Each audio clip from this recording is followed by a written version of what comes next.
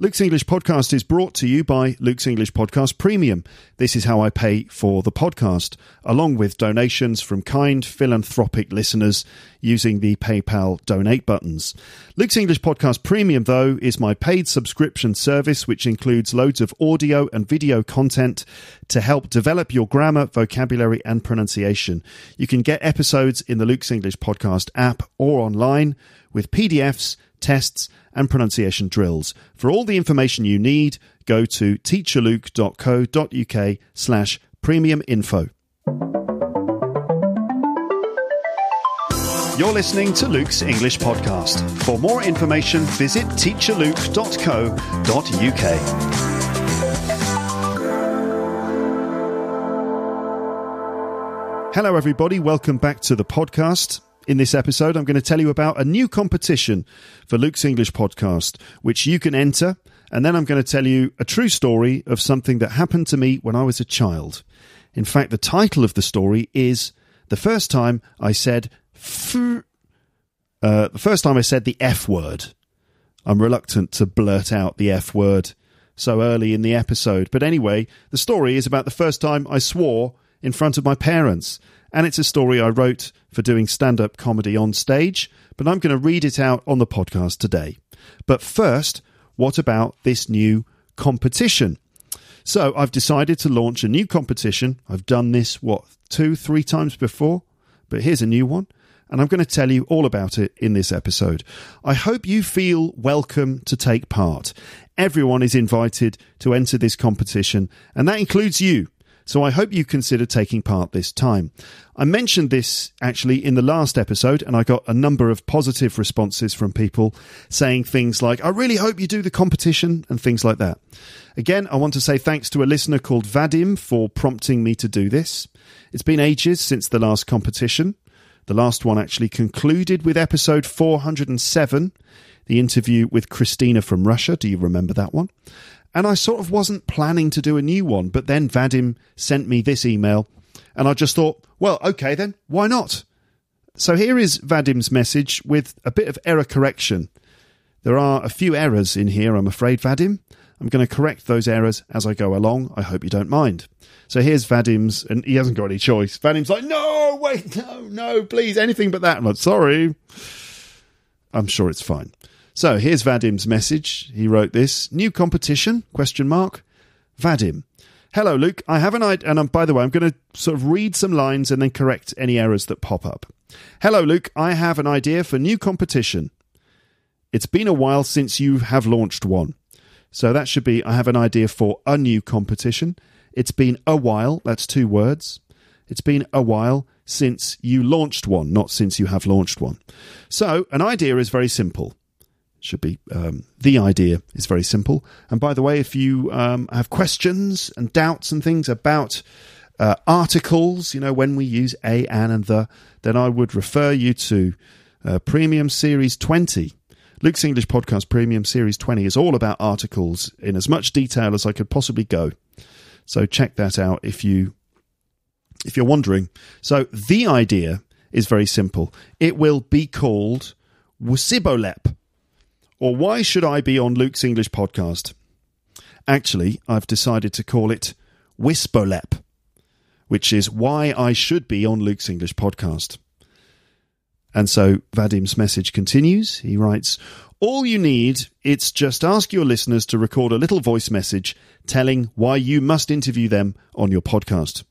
So a couple of corrections. I would say all you need to do is, okay? So all you need to do is just ask your listeners to record a little voice message saying why you must interview them on your podcast. Because I believe that you have a lot of interesting people listening to you, Luke.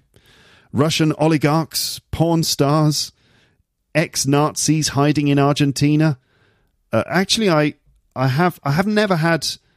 I don't know if I've got porn stars listening to this podcast. It's quite possible. But I have said on the podcast before that I've taught English. I taught English to a porn star. In fact, 2 porn stars, 2 independent porn stars. They weren't like together.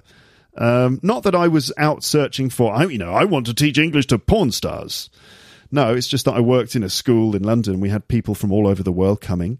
from all sorts of different backgrounds and jobs and things. And yeah, I ended up teaching a couple of people who worked in the porn industry, let's say, which was quite interesting. Yeah, I've taught lots of different types of people, politicians.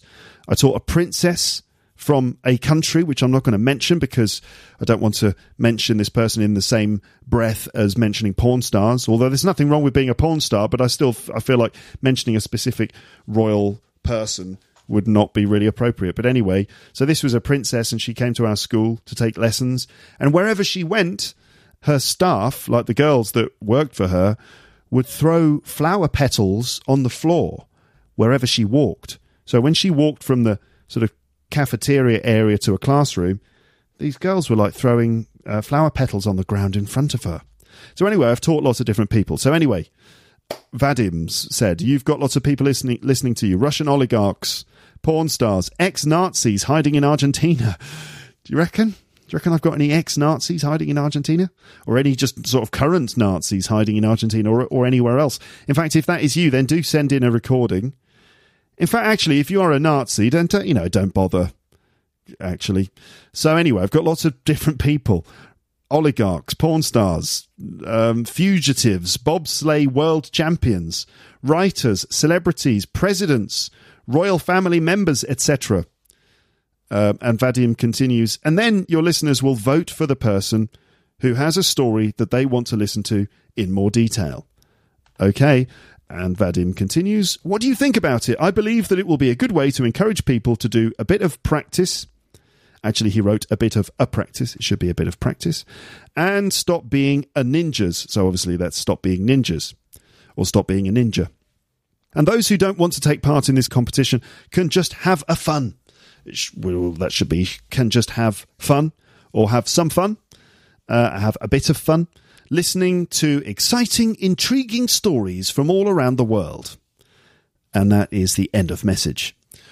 Well, I actually think this is a fine idea and I'm curious to see what happens. So let's do another competition on Luke's English Podcast. And that's it. It's official. It's competition time. Does that mean I need music in the background? Okay, I will put some music in the background. This is a track I made myself. This is one of those ones that I did myself ages ago. When was this? 4 years ago, when I got for my birthday a little Korg it's called a Chaosillator by Korg, and you can make these little tunes on it. So anyway, yes, it's competition time again, ladies and gentlemen. The prize this time is to be interviewed in a full episode of Luke's English Podcast. That is the prize. I hope you consider that to be a prize anyway, being interviewed on the podcast. So here we go. This is WISBOLEP, or Why I Should Be on Luke's English Podcast. So let me summarise the plan for this competition. Here's what you have to do. So you have to record up to 2 minutes of audio explaining why you should be interviewed on Luke's English Podcast, and then send it to me at podcastcomp@gmail.com only. That's the only email address. That's the competition email address. Podcast, you know how to spell it. Podcast. That's not podcat. It's not potcat. Okay, or postcard. No, it's podcasts, PODCAST, just like in the title of my podcast. Podcast comp, COMP, like competition. So podcastcomp@gmail.com only.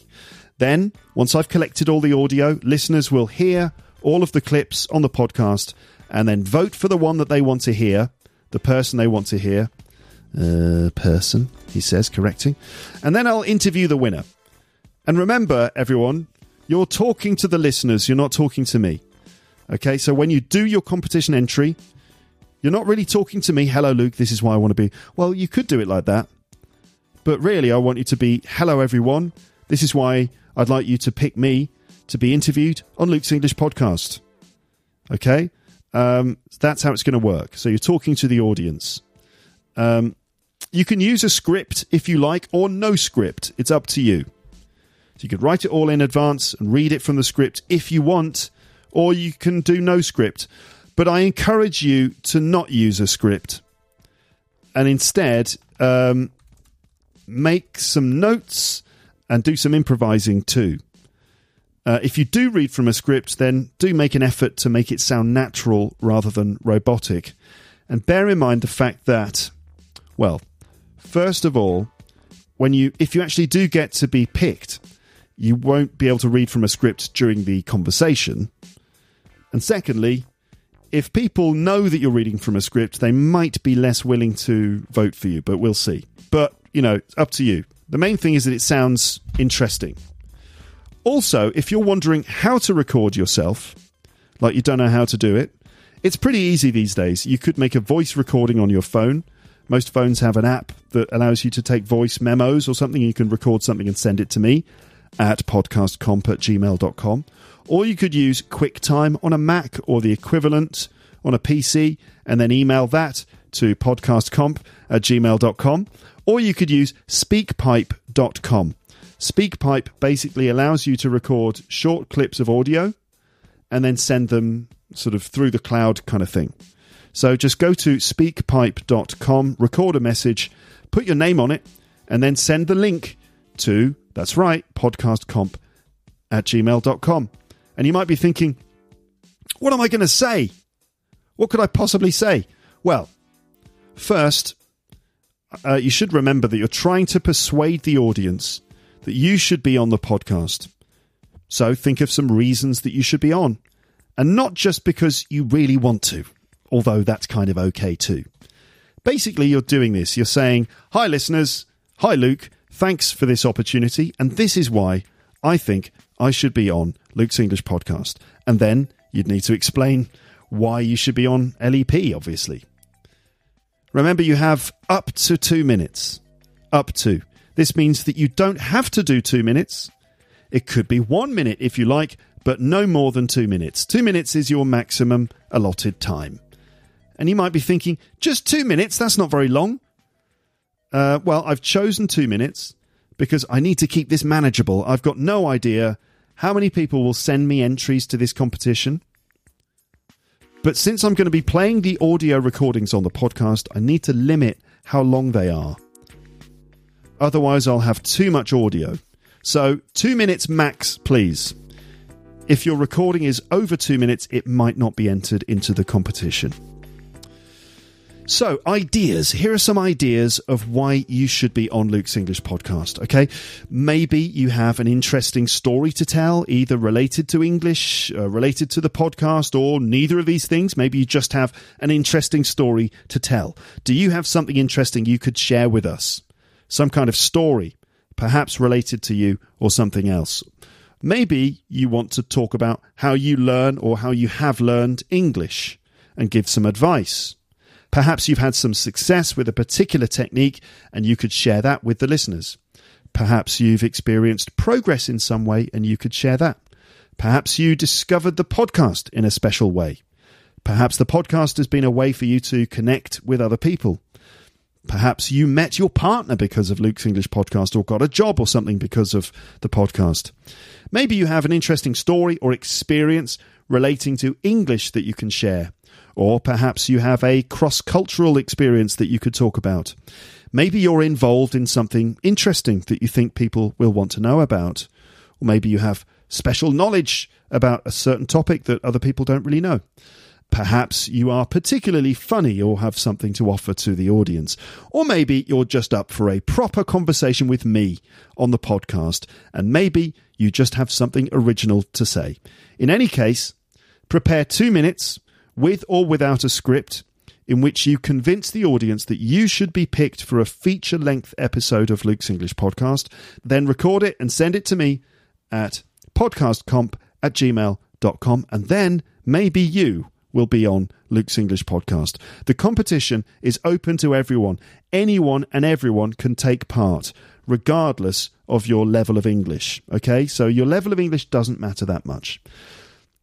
This is why I should be on LEP or WISBOLEP. I expect the rules this time might limit the number of participants I get, because some people will be too shy. But I still hope that people send me recordings. I expect there'll be fewer entries than before, but hopefully I'll still get some people. So if you have something to offer the audience, get in touch and try to persuade everyone to pick you for Luke's English podcast.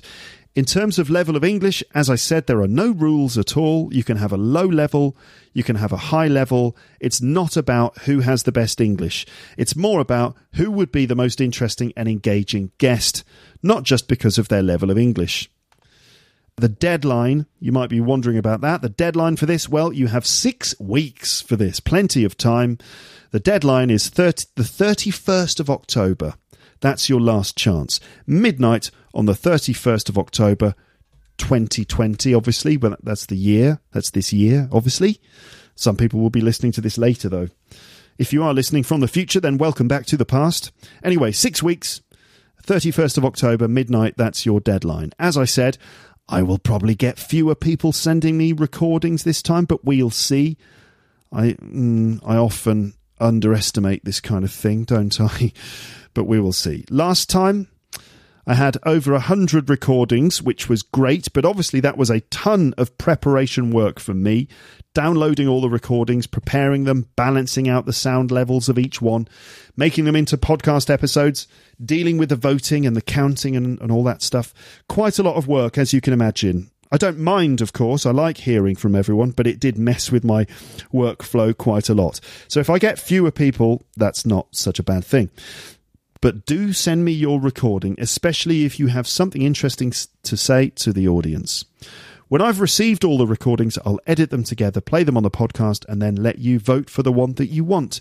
Then I'll arrange an interview with that person, and Bob's your uncle. So there you go. That is the new competition, WISBOLEP, Why I Should Be on Luke's English Podcast. 2 minutes max. Persuade the audience to choose you for a full-length interview. Send your recordings to podcastcomp@gmail.com. Competition closes at midnight on the 31st of October 2020. I hope you take part, even if you're not completely sure. Go to the page for this episode on my website and read the rules and details again if you like. teacherluke.co.uk, then click episodes, and this is episode 681. Feel free also to ask questions in the comment section. Okay, but that is it for the competition stuff. How do you feel about it? What are you thinking? Let me know, okay? How is this for you? What do you think of this idea? Are you going to take part? Have you got any ideas? You're thinking, nah, it's not for me. Maybe. Or maybe one of you out there, some of you out there are going, you know what? I think I'm going to go for it. So if you've got that feeling, listeners, go for it. Take the plunge and prepare something and send it to me. Okay? Right. Moving on. I just want to say, Premium Lepsters, I just wanted to remind you that Premium 24 is drawing to a close. We've been through my massive list of homophones and expanded your vocab a bit in the process, but now there are just 2 episodes left, and they're the ones that feature all the jokes and not just crap ones made up by me. So Premium 24 parts 11 and 12 are in the pipeline and will be coming to your premium subscription soon. To get the premium episodes, download the LEP app on your phone to listen to the episodes or listen online on a computer. For all the information you need, go to teacherluke.co.uk/premium info. That's pretty much it. But as I said earlier, I thought that I would add some more to this episode just to fill it out a bit more so that it's not just the competition part. I thought I'd go through some fairly unused stand-up material that I have in a Google document. So I was kind of thinking, all right, so there you go. That's about 15 minutes worth of competition stuff. I hope people take part. But what can I do in, the rest of the episode, even if it's not an hour? I could just go for a ramble and ramble on about some nonsense. But I thought that I'd dip into some of my old stand-up comedy material. As a stand-up comedian, it's important to keep writing new material all the time, which you can then try out on stage in front of an audience. And comics are often seen, especially at gigs, sitting there, hunched over their notepads, scribbling down ideas.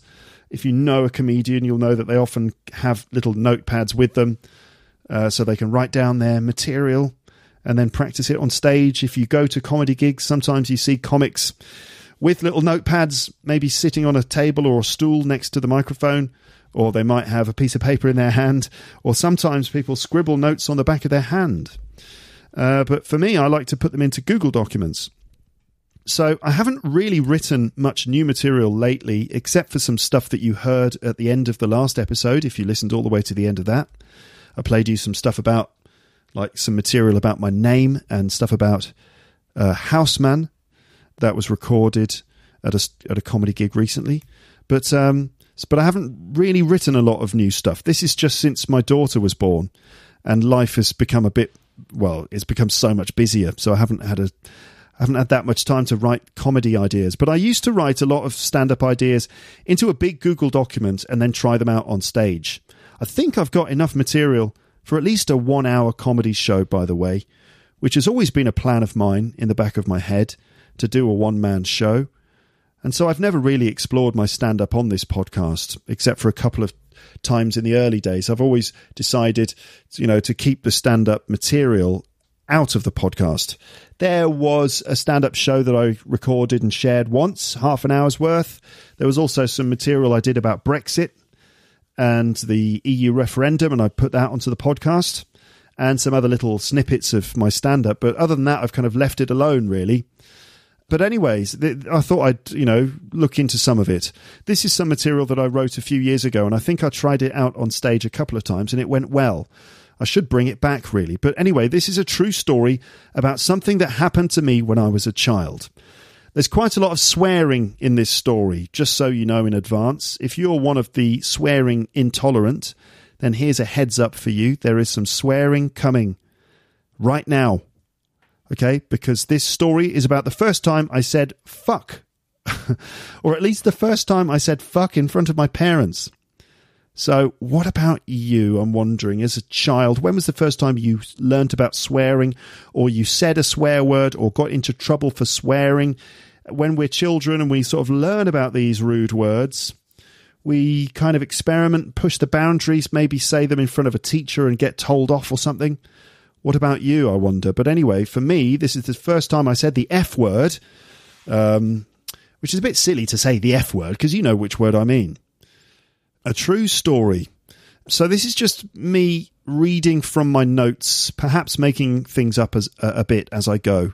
No audience in the background for this one, but anyway, so this is some stand-up material. The first time I said fuck. So this happened way back in the mid-80s. In England, and in those days we used to have birthday parties at McDonald's. I don't know if you used to do that in your countries, but we used to do that in England. This was quite popular at the time. For example, I remember my mum once asking me this. I vividly remember this. She said, for your birthday this year, do you want to go to see Joseph and the Amazing Technicolor Dreamcoat, which was like a musical that we had the cassette of all the songs. Would you want to go to a musical to see Joseph and the Amazing Technicolor Dreamcoat, or do you want to go to McDonald's? And of course I went for McDonald's because that was like the greatest thing. So for birthday parties, someone's mum would rent the upstairs in a McDonald's, and everyone would go. We'd eat Happy Meals and we'd play games that somehow related to McDonald's, like we'd be given pictures to colour in, and it's pictures of hamburgers and French fries and stuff, and we're colouring them in, and other games. And then typically Ronald McDonald would make an appearance. Sometimes the Hamburglar would show up, and these are like guys, full-grown men dressed as these cartoon characters. Oh, and they'd turn up, and the Hamburglar would come along. And Hamburglar, do you remember him? He was a guy who used to steal hamburgers. He would show up and he'd pretend to steal burgers, and Ronald McDonald would chase him. And we thought that was pretty good. And then they gave us a tour of the kitchen, and they'd show us around the kitchens. Like, this is the stuff we used to make the milkshakes, and it was just a big bag of generic white plasma, and this is the stuff we used to make the French fries, and it was another generic bag of white plasma, and this is the stuff we used to make the burgers, and again it was another bag of generic white plasma, and so on. They had a walk-in freezer. They showed us the walk-in freezer. Walk in because you can walk into it. I thought they were saying a walking freezer, like it walks, and so I was very impressed, and I told my parents afterwards, yeah, they've got a walking freezer, and they're like, no, you idiot, it's a walk-in freezer. But anyway, the first time I swore, so it had been one of these birthday parties, but instead of going to McDonald's, this particular child or parent had opted for a Wimpy. And a Wimpy is like a shit version of McDonald's. I think it's the English or the British version of McDonald's. It doesn't exist anymore. So anyway, this kid had his birthday party at a Wimpy, which is very subprime. I'm pretty sure it no longer exists. They all disappeared in the early 90s, I think. So this was a crap party. I didn't even like the other kid, and I didn't know why I was invited. Loads of kids were invited because it was cheap, and I think this kid wanted to feel popular, so he just invited everyone. But having a party at a Wimpy gave it a very disappointing vibe. Everyone wished it was at McDonald's. And I honestly think that nobody really liked the kid. Even his parents. That's why they did it at Wimpy. Anyway, Mr. Wimpy, of course, came out. This is their sad excuse, their sad copy of Ronald McDonald. Mr. Wimpy. And Mr. Wimpy was generally unmemorable, except that he had a massive fiberglass head, and he was very creepy. It was obviously a guy in a terrible suit, big head. Clearly, the man inside was sweating profusely, and the suit stank as well. It stank. It was horrible. Clearly, they never washed it. And so, in this situation, we played a game of Simon Says. Do you know the game Simon Says? Right? It's basically at a party, one person stands at the front and they go, Simon Says, put your hands in the air. And you have to put your hands in the air. Okay? And if Simon doesn't say it, then you shouldn't do it. So if it's just put your hands in the air and you put your hands in the air, you're out because it wasn't Simon who said it. So it has to be Simon Says. It can be fun if the person is good at leading the game. But this particular Mr. Wimpy was extremely bad at Simon Says. He wasn't talented at all. It was much too easy, and he couldn't think of any moves other than put your hands up, put your hands down, put your hands up again. It was terrible. And my mum picked me up with my brother in the car, and my mum asked me about the party, and I was disdainful about it because it wasn't as good as having a party at McDonald's. And I was being very sarcastic and disdainful. Simon Says sit down. Simon Says stand up. And then I said, yeah, Simon Says fuck off. Now, I didn't know what I was saying, but it just felt right at the time, considering the party. My brother, on my left, understood exactly what I was saying. And I know he was thinking, yeah, bro, don't let Mr. Wimpy tell you what to do. Simon, yeah, obviously he can tell you what to do. Simon's the man. But Mr. Wimpy is just a punk-ass copy of Ronald McDonald. Don't let him tell you what to do. But my mum was really shocked. And she was furious. And she was like, wait till your father hears about this. And I was very scared. I was frightened. And I thought, oh, God, that's it. My childhood is over. That's it. It's finished. This is it. This is how you become an adult, is what I thought. I wasn't ready. So we got home, and at dinner, my mum told my dad, and actually, my dad didn't seem that bothered. He seemed more angry about, like, Margaret Thatcher or work or something. In fact, he seemed to understand as well. He was like, Simon Says fuck off. All right, did you fuck off? You did? Well done. That's my boy. And I did fuck off from that party, gladly. And I was the only one, so I won the game. 28 years old I was at the time. Okay, so that was my underwhelming bit of stand-up material, which you probably, it was all right, Luke. Probably shouldn't have built it up at the start. I probably shouldn't have mentioned that it was stand-up material. I probably just said, oh, this is a story. And then you would have been less underwhelmed. You would have just been whelmed by it. That's weird, isn't it? That's like one of those words that we don't actually say. You can say underwhelmed, but we never say whelmed. Like, really good material, Luke. I was really whelmed by that. When it sort of exceeds or meets your expectations. No, I don't know. Anyway, listeners, thank you very much for listening to my podcast. That's it. I'll leave you alone now to get on with the rest of your life. But do think about the competition. Think about taking part. I think it could be a lot of fun. Okay? Thanks for listening to my podcast. Thank you for being a stakeholder in Luke's English Podcast Incorporated. Not that this is an incorporated company, but in any way, I do consider you all to be stakeholders in this project. All right. Send me messages and stuff, all right? I like to get your feedback. It's nice to hear from the people that you're talking to. Otherwise, it's all a bit weird. I'm just talking into the void. So do get in touch with me. Thank you so much for listening, and I will speak to you again in the next part. But for now, it's time to say goodbye. Bye, bye, bye, bye, bye, bye. Thanks for listening to Luke's English Podcast. For more information, visit teacherluke.co.uk.